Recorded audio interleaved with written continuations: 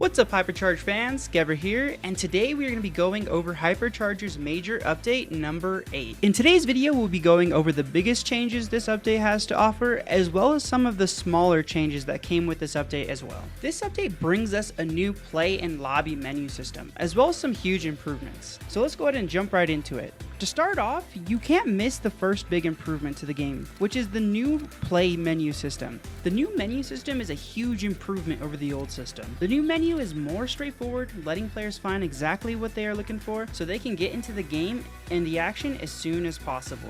Taking a look at the previous version, which at first glance to a newer player may seem a bit overwhelming. I personally love the new menu system. It's a bit more complex and makes the game's quality feel a bit more polished.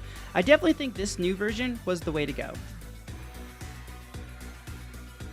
The play menu was not the only menu to receive an update. The lobby menu received one as well. The most notable change was adding a purple mode/editor bar and removing the game type logo. Looking at the old version, you can see how more simplistic the newer version is. So, what menus did you guys prefer? I have no issues with the current changes.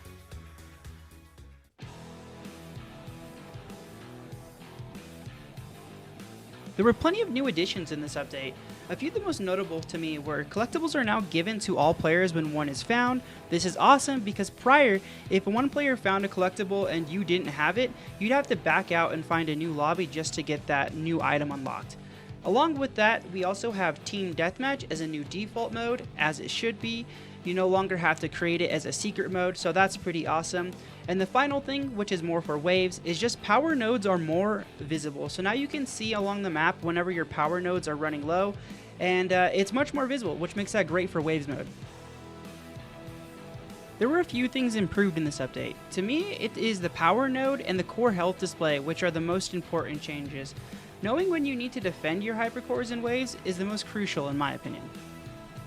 Now, as far as fixes, there are a lot, and I mean a ton of fixes. Literally, there are 38 fixes in this update alone. My main takeaway from the fixes that we received is that the developers are dedicated to improving this game. Several of the fixes were for crash-related issues and a ton of minor bugs that improve the game's quality of life.